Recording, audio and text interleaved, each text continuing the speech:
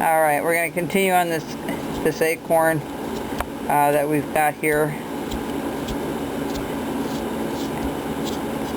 And these come from an oak tree, which we seem to have plenty of here in PA. The branch guys that I've been making, they're basically out of poplar. They're a bit of a challenge cutting them green because they can, see how that snapped off because I'm going against the grain. Okay? Because I'm going against the grain here. Okay, so we're going to keep going and make this as round as we can possibly do. Almost like a dowel. If you want to start with a dowel, you can, but it kind of defeats the purpose of learning how to feel the wood and how to switch it around. But it's also an idea. A lot of the dowels are made out of hardwood, so it would make it a little bit more difficult to do.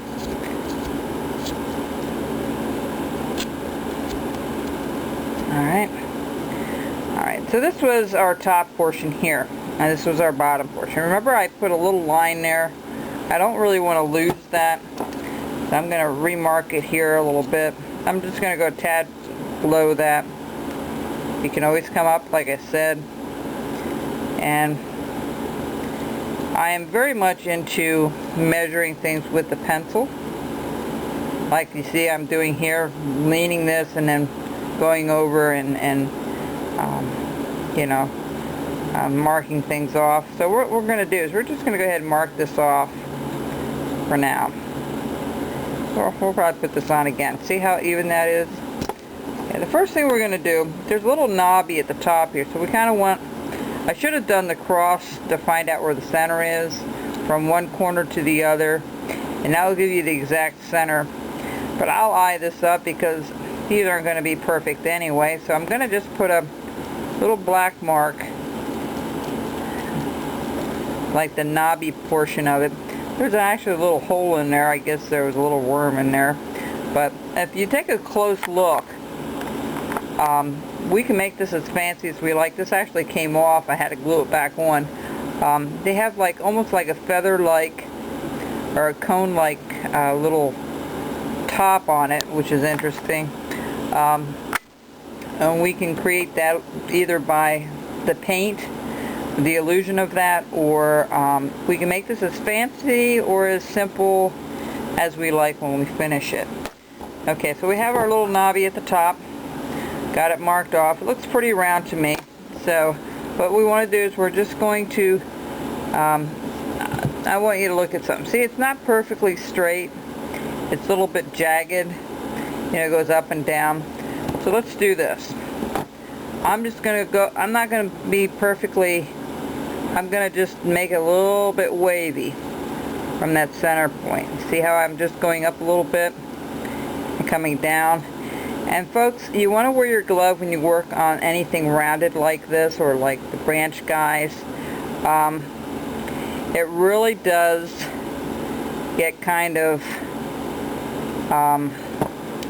difficult, and you can slip very easily with it.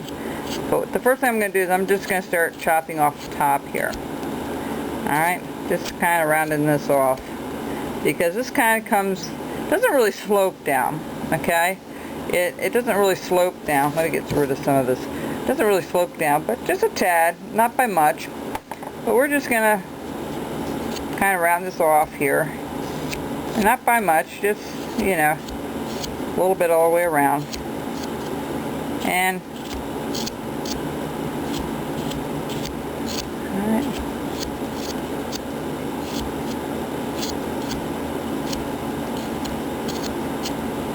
Now actually, this knobby portion, so we really have to cut all this off. I'm sorry, we need to cut this off a little bit. We need to go towards that center a little bit. So what we want to do is we just want to kind of roll this out a little bit, and you just want to just work towards the center. Dig a little pieces out and just work it towards the center.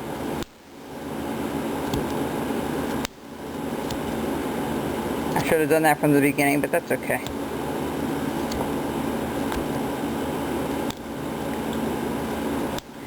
And you may want to use a detail knife when you do this, folks, because it can be, see how I'm working my way from the edge over? It's just a little piece, and we're working towards a little black marker that we put there. And we may have to take a little bit more off down here. I haven't made one of these before, so it's kind of fun for me to make it as well. I just saw this in the yard and thought, this might be an interesting beginner's project. It will teach you control of the knife, you know. It's just a nice little way of doing it without, and you will need a little bit of a blade that will go, if it's not going across, you can use a little bit of a slicing motion. I'll get that out one way or the other. You can slice it out a little bit. Okay, but I'm going to go in here a little bit deeper and try to use the tip of the knife, as you see. Now, if you're a beginner, I would recommend that you use a stationary knife. And what do I mean by a stationary knife? I'm talking out a pocket knife, anything that's stationary and a handle. You can also do it this way, you know, towards your thumb, and just work your way into that. Okay, we don't want to go too much further, but we may dig it out a little further, a little bit deeper. I find I control the knife so much more just pushing it, but using my thumb as a leverage, as you see. Everybody's a little bit different on how they, you know, what they like to do with the knife, so, you know, how they like to handle it. So I like to push right on the blade. Some people like to push right on the handle. The only thing with a pocket knife that I'm using today is it can very much collapse on you if you're not careful.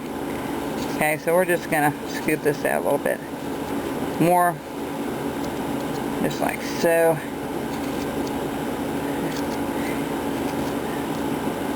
Alright, see how we're getting a little knob at the top?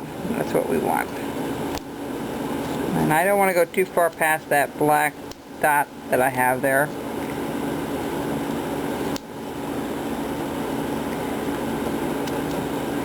Alright, that looks good. So what we're going to do is I'm just going to kind of scoop this out a little bit further on the outside, just to make it look like it's a little deeper than it really is. So, and a little bit further. Alright, that's the first part. We'll be back.